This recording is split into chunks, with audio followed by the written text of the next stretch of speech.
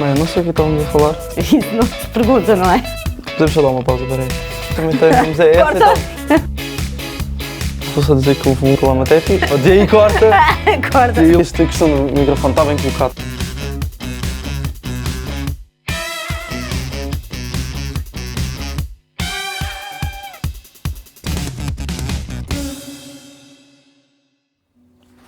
Muito bom dia, maltinha. Bem-vindos ao podcast Deixa de Ser um Brócolo. Estamos no primeiro episódio, já estou extremamente ansioso há muito tempo de começar esta nova temporada.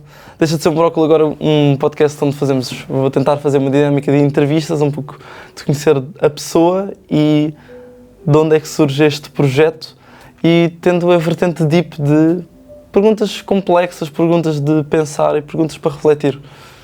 Comigo hoje, Isabel Fernandes. Muito obrigado pelo convite. Por aceitares o convite. Obrigada eu. Primeira pergunta. Quem é Isabel Fernandes? Isabel Fernandes é uma série de coisas, uma série de papéis, não é? Uhum. Mãe, profissional, ser humano, amiga. São uma série de papéis. Uhum. É interessante, por acaso, passando um pouco já para uma questão, somos uma série de papéis ou somos um conjunto de papéis e, por exemplo, isto surge num seguimento de uma coisa que muitas das vezes eu próprio me questiono. Dá para definirmos um eu?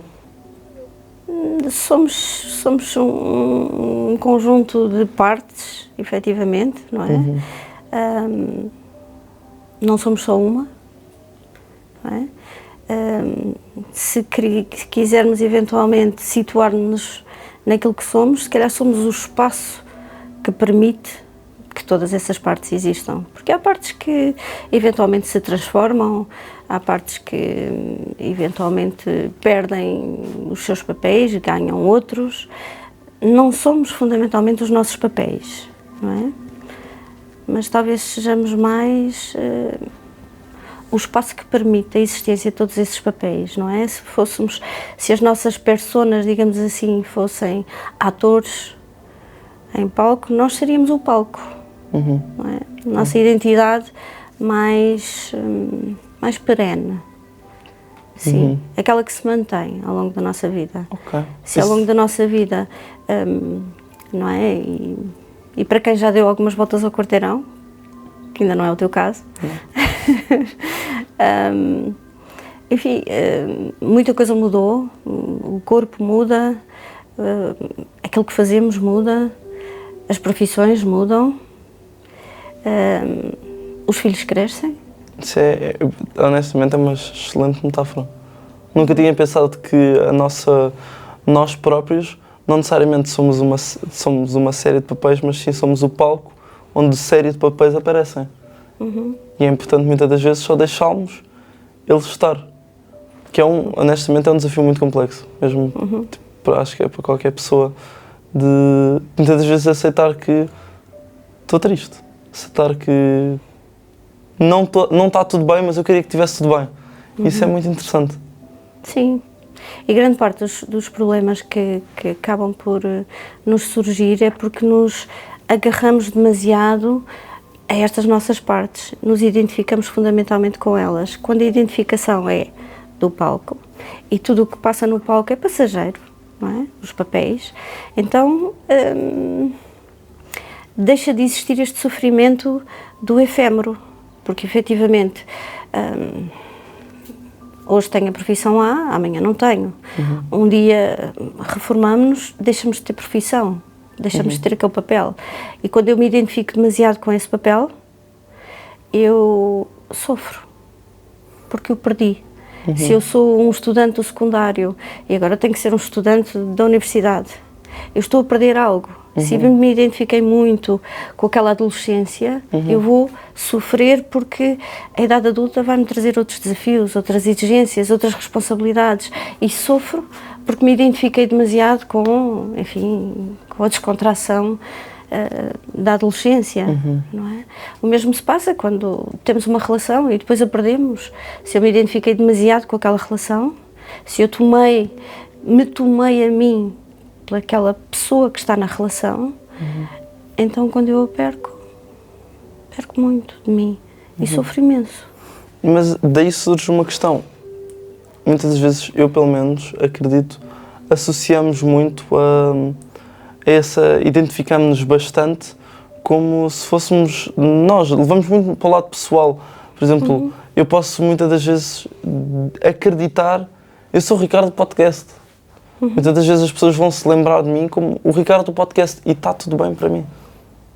E se eu perdesse, eu realmente ia ficar bastante... Se eu um dia isto, pronto, eventualmente acaba, eu ia, por acaso, realmente ficar triste. Mas a questão que, no fundo, a questão que eu coloco é: se nós não nos ligássemos demasiado ao papel, não iríamos ter menos... como é que eu ia dizer? Não é estar menos felizes, mas estarmos menos a colocar-nos tanto esforço em algo. Ou seja, se eu acreditar muito que sou um atleta, se eu acreditar muito e colocar muito esforço, mas se eu achar que amanhã não vou ser atleta, não vou perder um pouco dessa motivação, não sei. É um pouco, e parece paradoxal na realidade, mas quanto mais libertos estamos desta obrigatoriedade e deste fecho de um determinado papel, mais o papel flui, sem o medo de o perder. Porque quando eu vivo algo, quando me identifico com algo, eu vou ter medo de perder esse algo. Se eu retirar esse medo, eu posso ser completamente esse algo, sem medos. E de facto, a performance é completamente diferente. E os desportistas sabem disso. Tanto que entram em flow ou na zona, como eles chamam, exatamente conseguem, quando se retiram deles próprios, quando o eu desaparece, é quando as suas performances são maximizadas. E nós acabamos por acreditar que, se eu não me identificar demasiado, eu não vou estar tão entusiasmado, eu não vou estar tão presente naquilo, porque afinal eu não sou aquilo. E quando eu sou, eu acredito que eu vou estar a viver aquilo de uma forma diferente, mais presente. E na realidade, quando eu percebo que eu sou muito mais do que isso, eu faço de uma forma descontraída, autêntica, ligada completamente àquilo que existe, sem o medo de que alguma vez eu possa vir a perder, não é? É um pouco como as experiências que nós temos na nossa vida, os nossos papéis, imaginando que nós estamos a andar na montanha-russa, não é? Nós sabemos que aquilo é apenas um momento, mas ligamos-nos completamente e sabemos que aquilo não é a nossa vida, não vamos viver na montanha-russa, naquela adrenalina toda dos altos e baixos de uma montanha-russa, não é? A vida, eu penso que deve ser encarada um pouco assim, como um parque de diversões, em que nós vamos experimentando diferentes diversões e não nos identificando com nenhuma, não é? E faço a questão, voltando à parte de conhecer, quando é que começou a ter essa visão de não mais ampla da vida e não ou seja, quando é que começou a pensar na vida desta forma? Não sei se saberia precisar o quando, não é? Mas se calhar em momentos de perda, sim, em momentos de perda, e de facto muitas filosofias budistas acreditam que o sofrimento também nos traz aqui alguma clareza, porque quando se perde tudo, então vamos tentar perceber o que é que fica, depois de tudo perdido. Talvez sim, em momentos de perda, talvez tenha sido aí. E pergunto, desde quando é que se lembra ou pensa, eu gostaria de ser psicóloga? Eu gostaria de, se calhar, não ser psicóloga, mas eu gostaria de ajudar a outra pessoa. Como é que surge este caminho de Isabel Fernandes, quando era criança, para caminhar até Isabel Fernandes, que tem um consultório e que ajuda pessoas diariamente? Eu penso que terá muito que ver com a minha infância, sim, com a minha infância. E a minha mãe era enfermeira tinha um centro de enfermagem em Lisboa e desde pequenina que eu contactava com aquelas realidades das pessoas com mais idade, que eu via lamentar-se, que eu via muito sofrimento, ouvia frequentemente as pessoas dizerem à minha mãe: isto é tão difícil, a vida é tão difícil, a vida é tão difícil, isto é mesmo difícil. Eu, por um lado, sentia aquele sofrimento e ficava de alguma forma surpreendida. Recordo-me, tenho uma memória curiosa, teria talvez, não sei, 5 anos, e que ao ter ouvido um discurso destes, eu pensar para mim: mas viver é só respirar para dentro e para fora? Ou para mim é de viver, qual é a dificuldade? Surpreendia-me. Porque é que isto acontecia desta forma, não é? Porque é que havia estas verbalizações e sentia em mim esta vontade de poder aliviar este sofrimento, de alguma forma, não é? Havia aqui este movimento interno, o que é que eu poderia fazer para aliviar este sofrimento?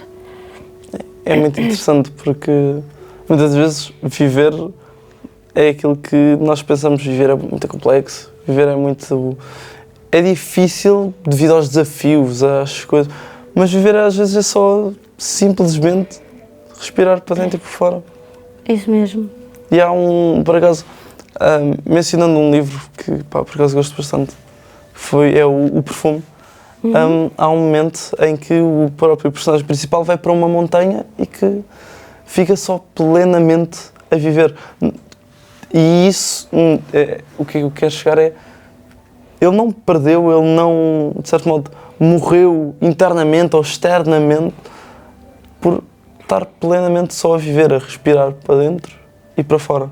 Eu acho que muitas das vezes nos esquecemos de nós próprios, e eu digo eu próprio, acho que qualquer pessoa é assim, de que muitas das vezes é só simplesmente respirar para dentro e para fora.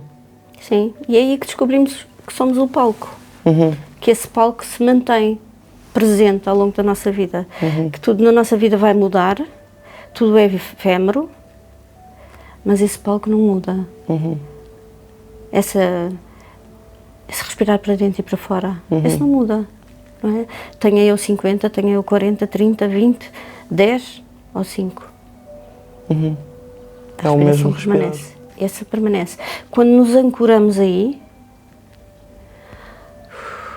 ganhamos estabilidade e estrutura e sabemos que o que quer que aconteça no palco, sim, vai ser bom enquanto durar ou não, mas é passageiro. Seja um momento fantástico da tal montanha-russa, que maravilha, seja uma ida no comboio do terror do nosso parque de diversões. É passageiro, também isso é passageiro. E como é que foi então o caminho até à psicologia? O caminho até à psicologia foi na altura em que estaria para me candidatar à universidade. Falei lá em casa que queria ir para a psicologia e alguém da família disse: só vai para a psicologia quem tem problemas. E eu estava cheia de problemas, mas não queria que ninguém percebesse. Então candidatei-me à engenharia. Achei que era muito mais saudável, engenharia do ambiente. E só por curiosidade, porquê a engenharia do ambiente? Alguma coisa a chamava para aí, para esse caminho? A engenharia do ambiente é muito vasta, permite-nos aqui uma série de conhecimentos de diversas áreas, da biologia, do clima, dos solos, da água, do ar, de tudo. Temos aqui uma visão global do que é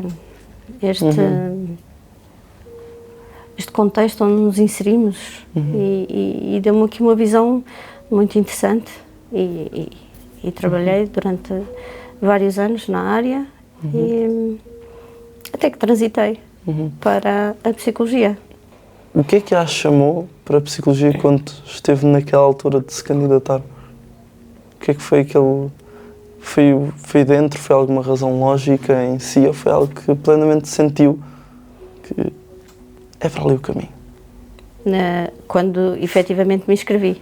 Antes, quando quis falar, quando falou à sua família de eu quero ir para a psicologia, porque é que quis ir para a psicologia já nessa altura? Queria muito conhecer conhecer-me. Queria muito conhecer-me, não é? E acho que de facto somos seres muito, muito complexos, muito fascinantes e eu gostava de me conhecer e a psicologia seria o caminho para esse conhecimento. Sim, a psicologia afinal é este estudo do comportamento humano. E com que idade é que então depois transitou para a psicologia? Aos 30 e tais, 30 e tais, sim. Quis e a motivação foi a mesma, conhecer psicologia, conhecer, esse era o objetivo, conhecer. Não necessariamente exercer, mas sim... No início não, no início era apenas eu quero conhecer isto, eu quero, finalmente eu quero, quando percebi que afinal de contas todos nós temos problemas, e o normal é termos problemas, porque afinal de contas temos este sistema interno, estes atores internos que muitas vezes entram em conflito e sim, disse, ok, eu quero conhecer a psicologia, eu quero perceber a fundo isto. E foi por curiosidade que eu me candidatei. E lembra-se de alguma descoberta que nessa licenciatura em psicologia que a fascinou, que fica tipo, qual é que foi aquela que se calhar... Se calhar neurobiologia. Neurobiologia. Ter esta noção clara de que há aqui uma estrutura interna, neural, que está na base de muitas destas dinâmicas, por vezes problemáticas. Isso acho que sim, que não conhecia. Pensei que era muito La La Land, não é? Que andamos ali no mundo subjetivo unicamente, e se calhar, e isto... E na neurobiologia nós conseguimos perceber que há uma base biológica para tudo isto e atualmente conseguimos até perceber qual é a arquitetura neural que determina determinado tipo de perturbação. Isso é muito interessante. Isso foi para mim um bocadinho unir todo o pragmatismo e a objetividade que a engenharia me tinha dado, enquanto pessoa, enquanto profissional, com esta subjetividade e complexidade do comportamento humano. Sim. E há uma questão que eu às vezes fico-me a questionar. A psicologia está mais próxima da filosofia ou da medicina? Depende do modelo e diferentes atores destas áreas têm uma abordagem mais filosófica e outra abordagem, se calhar, mais no campo da medicina. Depende do profissional. Ok. Porque é curioso, porque é uma das áreas em que primeiro está em constante mudança, que há sempre uma descoberta nova, mas que cada um pode fazer e exercer da sua maneira e essa sua maneira tem a sua particularidade. Ou seja, por exemplo, dando um exemplo diferente, há dois empregados de mesa. Os empregados de mesa podem ser totalmente diferentes, mas no final do dia vão buscar o mesmo resultado. Psicólogos diferentes podem chegar a resultados diferentes. Eu acho isso bastante interessante, pois criam o próprio dinamismo do próprio psicólogo. E há uma questão que eu fico muitas das vezes a questionar-me. Existe alguma, como disse, na sua infância já sentiu esta questão dos 5 anos já de pensar a vida é só respirar? Acha que muitas das vezes existe uma predisposição para, por exemplo, crianças que acontecem X coisa, têm uma predisposição para ir para a psicologia ou para algo desse ramo? Eu suponho que sim. Agora, o que se sabe é que há uma percentagem muito elevada de estudantes de psicologia que têm algum tipo de questão psicológica, sim. Ou seja, a grande maioria das pessoas que vai para a psicologia tem questões psicológicas para resolver, não é? Porque, efetivamente, requer aqui uma motivação diferente, não é? Um psicólogo vai dedicar a sua vida à escuta do outro, não é? Tem que haver aqui uma motivação e uma sensibilidade que muitas vezes, sim, foi condicionada ou foi construída ou concebida na nossa infância, sim. E eu penso que isso também foi o meu caso. E um psicólogo que tenha tido problemas torna-se um melhor psicólogo, pois consegue, de certo modo, compreender o outro melhor do que um que se calhar teve uma vida muito mais, não se pode dizer assim, mas pronto, um pouco mais facilitada e que não teve tantas questões internas, não problemas, que se calhar é um pouco mais demasiado agressivo a palavra. Sim, eu penso que as nossas questões internas nos obrigam, a todos nós, não é? Nos obrigam a uma exploração interna, a uma presença, não é? Que sermos capazes de fazer este movimento, de estarmos presentes a nós próprios e tentarmos, de uma forma compassiva, compreender aquilo que estamos a passar. Quando experienciamos isso, mais fácil se torna podermos criar e ser isso para os outros. Não é? Quando eu nunca passei por nada, nunca tive problemas, nunca tive este movimento interno, nunca tive necessidade de fazer este movimento interno, provavelmente pode ser mais artificial eu convidar os outros a fazê-lo, porque para mim isso não me diz nada, não sei para que é que isso serve, nunca vi. Agora, se eu tenho essa oportunidade e tive essa oportunidade na minha vida, ao longo de tudo aquilo que fui passando, de fazer esta exploração interna, mais facilmente eu posso compreender que a exploração interna requer coragem. Continuando um pouco, sei que estamos aqui aos zigue-zagues de assuntos, mas continuando um pouco na sua história fez a licenciatura, porquê é que decidiu fazer mestrado e não só continuar na engenharia do ambiente, e porque se calhar um mestrado em psicologia clínica? Porque o mestrado foi em neuropsicologia. Neuropsicologia, pronto. Neuropsicologia. Fiquei muito fascinada. Fiquei muito fascinada e o mestrado de neuropsicologia oferecia-me esta exploração adicional desta correlação entre a nossa neurofisiologia e neuroanatomia e o nosso comportamento, não é? Oferecia-me isso. E continuando um pouco na vertente de conhecer e não exercer, mas sim conhecer conhecimento. Sim. Sim.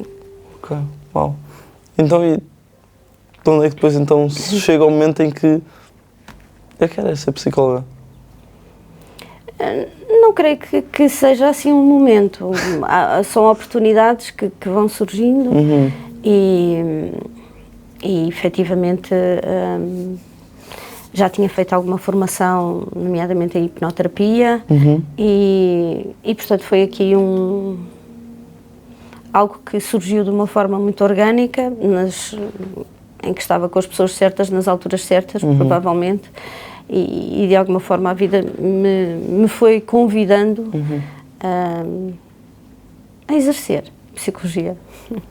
É curioso porque, no fundo, a vida mostrou o caminho. A vida mostrou o caminho. Acredita nisso? No sentido de nós temos livre-arbítrio nesta questão? Ou a vida depois tem tipo... No fundo, há uma estrada gigante, há vários caminhos, mas a vida acaba por fazer uma inclinação para um lado. O que é que... A vida acaba por ser um espelho, não é? Daquilo que eu sou, não é? Portanto, quanto mais eu consigo ser, mais a vida me mostra verdadeiramente o caminho que eu devo seguir, não é? Portanto, sim, acaba por ser dos dois lados. Quando eu sou, eu consigo estar mais atenta para aquilo que a vida me está a mostrar. Eventualmente, se eu não sou ou não tenho esta motivação de ajuda ao outro, podiam-me surgir exatamente as mesmas oportunidades que me surgiram, que era estar num gabinete com uma amiga da área da medicina. Isto poderia não ter sido para mim uma oportunidade, mas apenas um evento. Olha, está bem, tens aí um espaço, que bom. Mas como eu agora neste momento sou, eu consigo ver que aquilo é um caminho. De outra forma, talvez não haveria. E falando um pouco nessa questão, que eu próprio, falando um pouco da minha visão, acho que muitas das vezes eu concordo, eu consigo, a vida mostra o caminho, mas acho que muitas das vezes também temos de ser nós a ir lá pelo caminho. Ou seja, Sim. porque acho que as oportunidades estão aí, nós temos é de, se calhar, dar um pouquinho aquele passo. E às vezes sinto isso realmente quando é, por exemplo, nesta questão aqui do podcast, que é, há oportunidades ínfimas, há N pessoas, mas muitas das vezes eu não conseguia ter aquela iniciativa, ou se calhar a iniciativa vinha um pouco atrasada, surgiu uma parte de mim em que sentia-se ressentido em, será que está a ser estranha esta interação? Será que esta mensagem é demasiado evasiva? Será que é a pessoa certa para o momento? E acho que para mim é interessante essa, e eu concordo, mas acho que muitas das vezes temos de ser nós também, temos claramente nós um caminho a fazer também, temos um processo e um ponto nesse caminho que a vida nos mostra. Sim, fundamentalmente começa sempre connosco, sempre, em sermos cada vez mais aquilo que somos, não é? Este caminho de autenticidade. E aí, sim, a vida vai revelar os caminhos que estejam disponíveis. Não é? Quando começamos a ser, as oportunidades começam a surgir. Eventualmente as oportunidades até lá estavam antes, mas como eu não estava a ser, eu não conseguia vê-las como oportunidades. É apenas, ok, pode ser, sim, olha, está aqui isto. Temos de nos tornar, de certo modo, um satélite, em que, no fundo, é abrir os olhos, em que estamos, e as oportunidades estão aí, nós muitas das vezes temos é de abrir também os olhos e aceitar e viver o momento presente e, uau, isto é uma oportunidade. Às vezes digo isto porque, por exemplo, aconteceu-me de estar a passear na rua e uma loja interessar-me. E depois aquilo notou-se ser um caminho. A loja ter-me clicado aqui e eu também fazer por entrar. E para mim acho extremamente... Acho que temos este papel também na vida em de estar atentos, estar conscientes do momento. Passando então para um pouco de onde é que surge o mindfulness, a arte de viver no momento presente. Sim, o mindfulness, esta capacidade de estarmos presentes ao momento, talvez tenha surgido aos 5 anos, não é? Quando eu percebo que, afinal, isto é só respirar para dentro e para fora. E muitas vezes esquecemos isso, esquecemos de voltar a este momento, que é só respirar para dentro e para fora. E em neuropsicologia, no mestrado, acabei por querer explorar esta área, fazendo uma tese relativamente aos efeitos do mindfulness num grupo de crianças, não é? Num programa de mindfulness num grupo de crianças. E, efetivamente, os resultados foram muito interessantes e acabei por lançar aqui uma formação dentro desta área, que não havia muita coisa na altura, e porque é uma prática simples,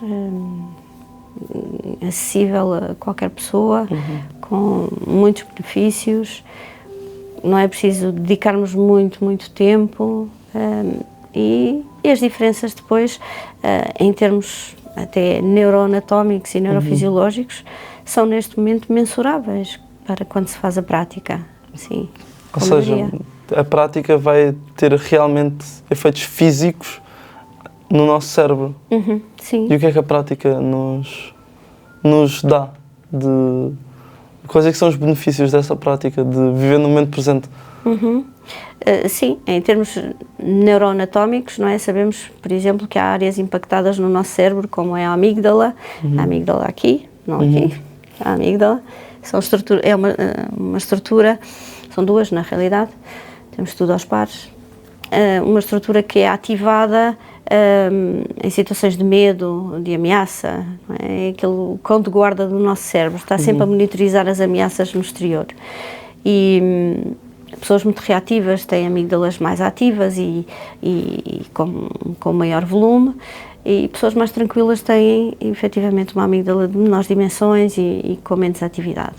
E essa é uma das áreas, das estruturas do nosso cérebro que é impactada, que diminui a atividade, diminui o seu volume, não é? Isto é mensurável em estudos com práticas seguidas de 8 semanas, com 10, 15 minutos diários. E coisa que são os, de certo modo, acho que acaba por ser fácil de perceber quais é que seriam os benefícios da nossa vida, do nosso dia-a-dia.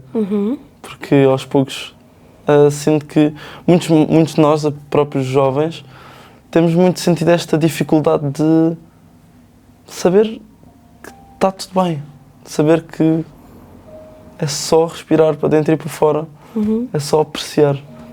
E se pudesse, qual é que seria o conselho que daria, por exemplo, não só a estes jovens, mas que a estas pessoas que, por exemplo, têm dificuldade de só não estar a ruminar 18 pensamentos ao mesmo tempo e apenas apreciar o momento de que, por exemplo, dando um exemplo prático, o meu cérebro neste momento está a ruminar. Será que os microfones estão ligados? E depois, muitas das vezes, enquanto estamos a conversar, surge-me este pensamento: será que o microfone está ligado? Será que não? E às vezes é só tentar. Eu próprio, durante esta conversa, tenho tentado. Está tudo bem? Eu confio no meu cameraman. Vou apreciar o momento presente de estar a falar e estar a apreciar este momento de partilha, de conhecer, de conhecimento. E acho que, no fundo, qual é que seria então este conselho que daria?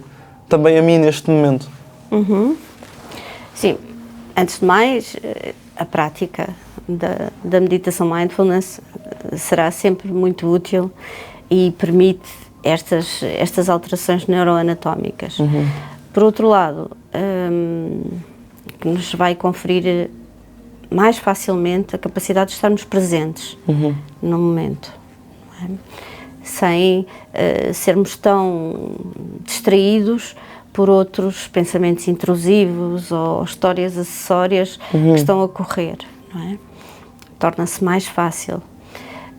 Por outro lado, também, e o mindfulness ajuda-nos também nisto, que é estarmos presentes a estas nossas partes ruminantes. Atendermos às necessidades que as partes ruminantes e preocupadas podem ter. Porque são partes que nos estão a tentar ajudar, Exatamente. que nos estão a tentar, de alguma forma, preparar para alguma eventualidade, se o microfone não está ligado ou se há alguma coisa que possa estar a falhar. É uma parte com receios. E podemos estar presentes a esta parte, relacionarmos-nos com esta parte, ao contrário de querermos que ela se vá embora, porque isso vai criar uma rejeição interna, que é uma parte minha, sou sempre eu. Exatamente. Não é? E eu não a quero, eu quero-me ir embora e eu agora vou para o mindfulness, que é para ver se estas partes todas, ruminantes, vão todas embora. Não é isto que se pretende no mindfulness. É eu permitir-me estar no momento presente, naquilo que está a acontecer agora, mas aquilo que está a acontecer neste momento pode ser uma parte ruminante que não se cala. Eu vou estar presente a isso e posso estar presente a isso. Para conhecer quais são as necessidades desta parte, o que é que ela precisa. Talvez ela precise de uma segurança acrescida. De onde vem este medo, não é? O que é que poderia acontecer se ela não tivesse este medo, não é? Se não tivesse esta preocupação, o que é que poderia acontecer? Ou seja, termos esta capacidade de criar espaço para cada uma destas nossas partes, ao invés de termos esta atitude de rejeição de cada uma destas partes que nós achamos que... Este distanciamento é apenas isso, ou se calhar aceitar que esta minha parte me diz: será que o microfone está ligado? Ele só quer ajudar, só quer que isto corra tudo bem. Sim. E é um pouco nesse movimento de aceitação e não de rejeição. Sim. Mas, fazendo em suma, o seu conselho então seria 10 minutos de meditação diária? Sim. E eventualmente compreender esta parte, as partes que sejam aqui mais, que trazem mais perturbação interna, mais conflito interno, compreendê-las, acolhê-las. E uma questão que eu coloco é, nesta parte de se nós, este mindfulness é uma coisa que já tivemos, ou seja, já tivemos esta consciência, esta plenitude do momento presente, ou é algo que se calhar vamos voltar a... ou seja, é algo que já tivemos, já foi algo constante e perdemos, ou é algo que nunca teve cá e agora é que estamos a se calhar estar a dar esta atenção ao momento presente? Não, mindfulness, eu penso que, embora de uma forma diferente, sem a consciência de que era isso que estava a acontecer, na nossa infância estivemos de uma forma aberta, curiosa e sem julgamento. Quando nos levaram ao parque, quando andámos no baloiço, quando fomos ao parque de diversões, estávamos de uma forma aberta, curiosa e sem julgamento, sem pensar, ai que horror, o dia está horrível para vir aqui. Não, tivemos esse momento, era natural em nós. Não é? Isso é, honestamente, isso é extremamente interessante, porque nós sempre, mesmo nós jovens, temos aquela consciência de quando eu era criança, eu era mais feliz. Será que isso tem a ver com isso? Sim, tem a ver com a presença, exatamente. De que nós somos felizes quando não colocamos obstáculos à nossa felicidade. E à medida que vamos crescendo, vamos colecionando partes que obstaculizam a nossa felicidade, que se opõem a isso. Não, só podes ser feliz quando tiveres acabado o curso, ou quando tiveres aquela namorada, ou quando tiveres aquele bem, ou quando tiveres não sei quantas visualizações nos vídeos. Nós colocamos estes obstáculos e na nossa infância não temos estas partes que colocam obstáculos. Estamos apenas sem julgamento, a apreciar. Presentes. Não temos partes que ajuizam o momento e dizem, este parque infantil não é tão bom porque o outro o outro não. Não. Estamos completamente entregues àquele momento, de uma forma aberta, curiosa e sem julgamento. Estes são os momentos que nós procuramos na nossa vida. E todos os objetivos que nós temos na nossa vida são exatamente para isso. Para conseguirmos estar presentes. Eu agora vou conseguir isto, porque no momento em que eu consigo, eu estou presente. Para logo vir outro objetivo a seguir, que nos retira do momento, porque acredita que tem que ser só depois de conseguir aquele caminho, é que eu vou conseguir novamente aquele momento. Isso é muito interessante e surge uma pergunta em mim. Nós, qual é que é o porquê ou o que é que tem se calhar tornado em que as pessoas têm tido mais dificuldade no momento presente? Acha que é algo que a dificuldade é constante ou a dificuldade tem vindo a aumentar? Ou a quantidade de pessoas que não têm sentido esta dificuldade tem aumentado? Eu não sei estatísticas, digamos assim, mas aquilo que nos vamos apercebendo é que é mais difícil estarmos no momento presente, sim. Temos uma sociedade também, neste momento, quase que digitalmente obcecada, que nos apela muito a estas distrações, a este bem-estar muito temporário, não é? Estes picos de dopamina em que eu sinto-me bem e depois vou buscar a próxima e a próxima, que nos retira a oportunidade de eu estar plenamente no presente. Aquilo que se sente é que muitas das vezes com este aumentar da tecnologia e as redes sociais que vamos por ficar cada vez mais dopaminergicamente viciados e acaba por nos dificultar esta presença, este momento presente. E qual é que é o efeito destes, por exemplo, estes conteúdos rápidos e dinâmicos a curto prazo e a longo prazo no nosso cérebro e na nossa saúde mental? Sim, estou-me a lembrar de um estudo que relativamente recente, não sei precisar o ano, que revela que quanto maior o aumento do uso das redes sociais, menor a nossa capacidade de sintetizarmos dopamina por nós próprios. Ou seja, nós criamos esta dependência externa para eu me sentir bem. A dopamina é um neurotransmissor de bem-estar e muito associado a hábitos, a movimentos automáticos e vamos perdendo esta capacidade de sintetizar dopamina por nós próprios. Isso parece-me um efeito importante, porque se eventualmente existir aqui um blackout de redes sociais, vamos ficar totalmente desmotivados e nem nos apetece sair da cama, porque eu não tenho a rede social agora para ver porque eu estou muito habituada a ir buscar a dopamina à rede social, ao telemóvel. Ou seja, em termos práticos, quando não produzimos nós a nossa própria dopamina, faz-nos sentir cada vez mais tristes e desmotivados? Porque eu preciso de alguma dopamina para me levantar da cama, não é?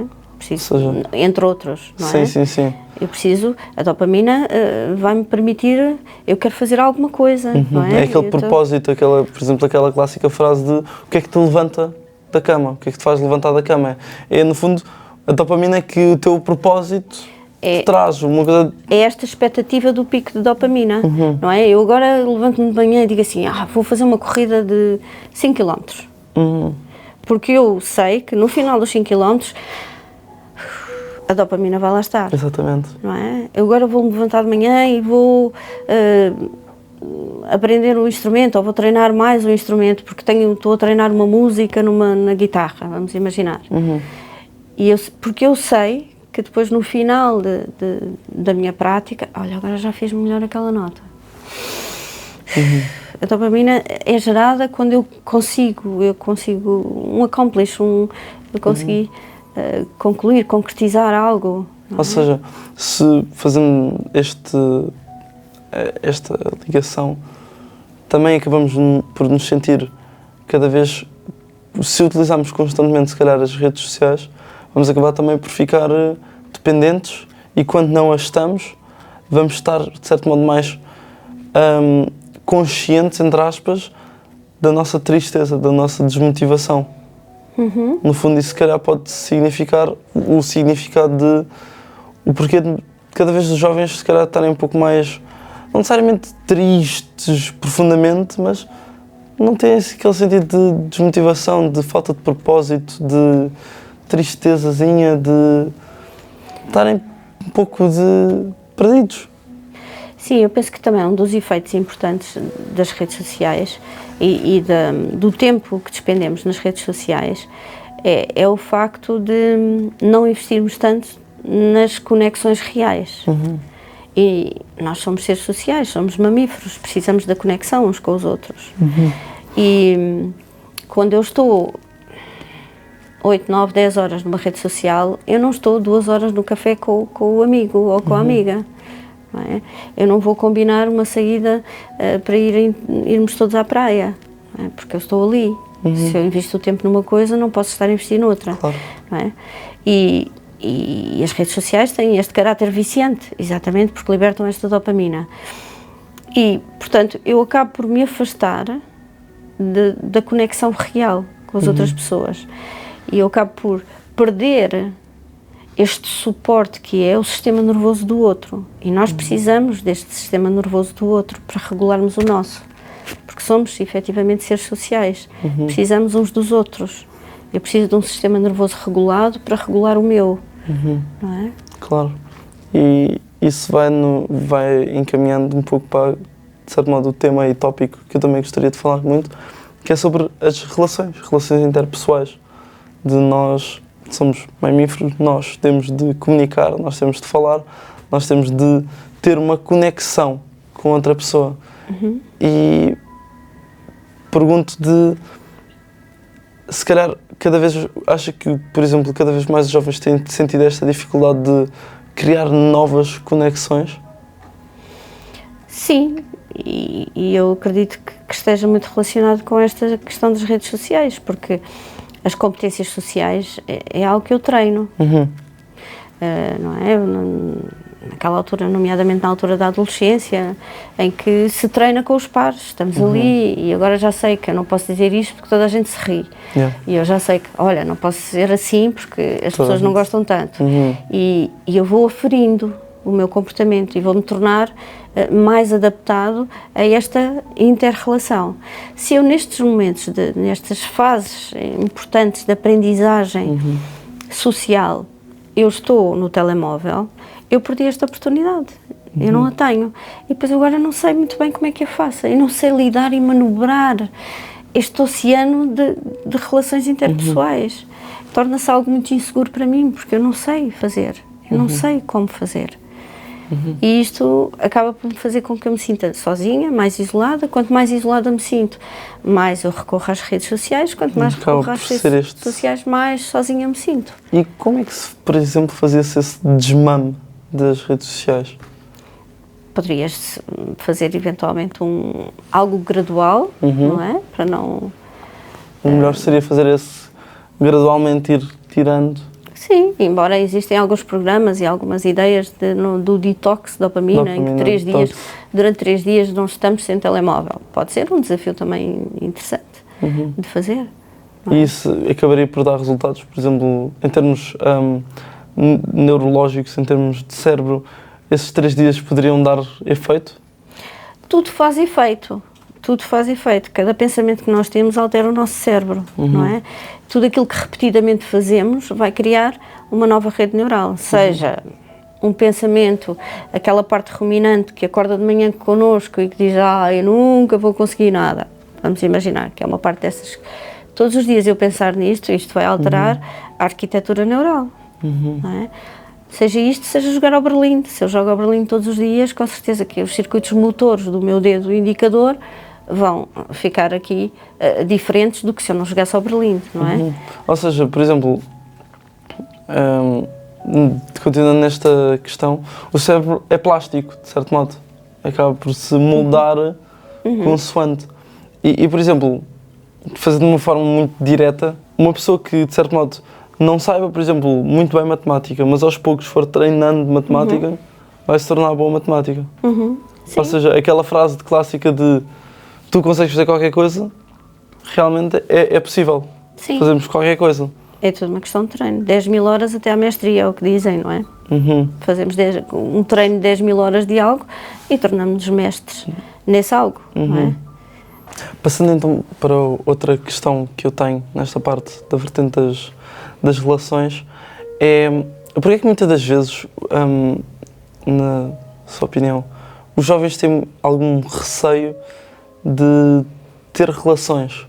Não necessariamente estas relações de amizade, mas relações, passando para relações amorosas. Porque sinto muitas das vezes, alguns jovens, uns têm a necessidade de eu quero, outros têm aquela de eu quero, mas eu tenho, aqui dentro nunca vai ser fácil, porque eu tenho medo. Há um genuíno medo aqui dentro. De onde é que surge isso? É um trauma? Onde é que... Pode ter diferentes causas, mas, enfim, muito frequentemente é o medo da rejeição. Medo da rejeição. Em particular, quando somos jovens, isso é particularmente sentido, porque estamos a tentar construir de uma forma ainda muito frágil a nossa imagem, aquilo que nós somos, e nesses momentos é muito difícil aguentar ali uma rejeição. Agora que eu estava a construir o meu castelozinho e chega aqui alguém e destrói tudo aquilo que estava construído, porque eu sinto isto como uma destruição. Quando me rejeitam, posso não saber lidar com esta rejeição e acabo por ter muito receio e refugio-me. E temos depois, lá está, mais uma vez, muitas formas de nos refugiarmos sem pensarmos mais, não é? Podemos ver eternamente séries da Netflix, ou animes, ou jogar eternamente, porque haverão sempre jogos disponíveis para jogar, sempre mais séries, sempre mais redes sociais, mais comentários a fazer, mais tópicos a serem polarizados e acabamos por ter aqui caminhos de fuga que acabam por ser mais fáceis e evito, então, ter de lidar com essa rejeição. É interessante e há uma questão que muitas das vezes eu próprio fico a pensar, e houve um livro também que li que pôs-me a questionar, que é o livro das 5 feridas, que é a forma como nós fomos amados na infância. Muitas das vezes vai moldar a forma como não é necessariamente queremos conscientemente ser amados, mas inconscientemente tipo, somos amados. Ou seja, a forma como nos amaram vai moldar todas estas relações futuras. Sim, sim. De facto, esse enfim, é o paradigma inicial que nós trazemos depois para a nossa vida adulta. Assim como nós nos sentimos na nossa infância, vamos procurar a familiaridade desse sentimento na nossa vida adulta.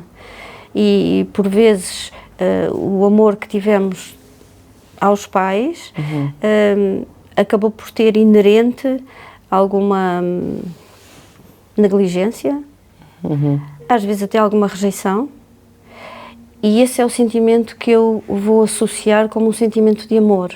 É este o sentimento que eu vou procurar.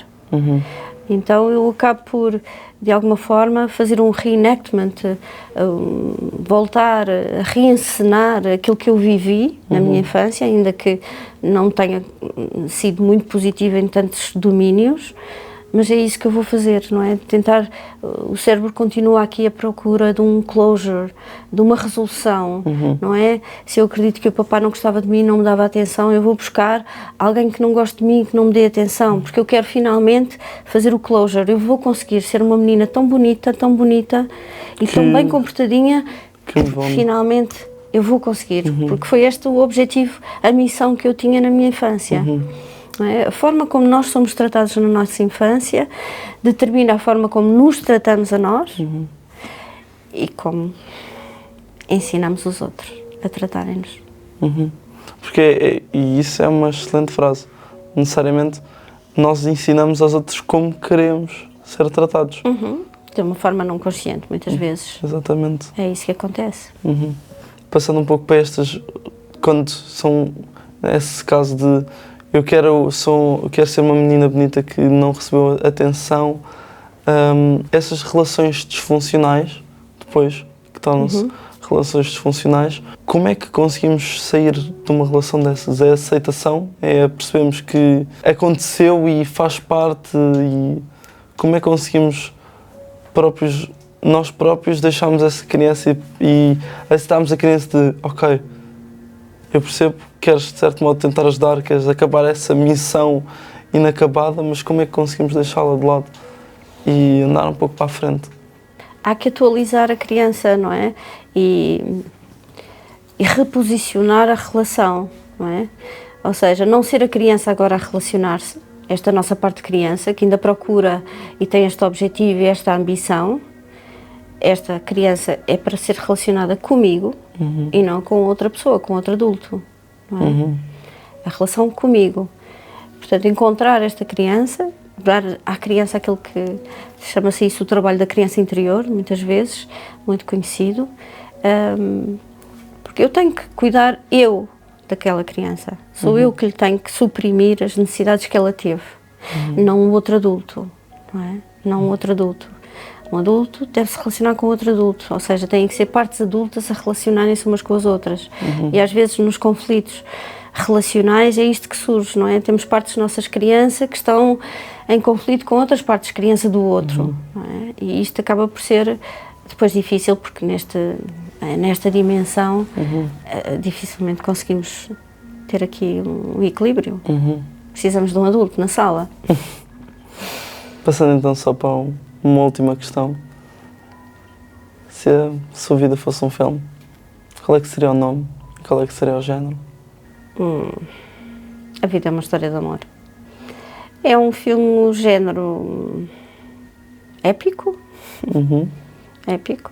De conquistas, de derrotas, de superação, de transcendência. A mostrar realmente... Com tudo. Com comédia, com drama, com todos os ingredientes. Muito rica. Mostrar a vida, no fundo. Porque a vida é tudo isso. Isso mesmo. Muito obrigado. Obrigada. Foi isto o episódio. Espero que tenham gostado. Foi o primeiro episódio da segunda temporada. Foi assim um pouco mais calmo.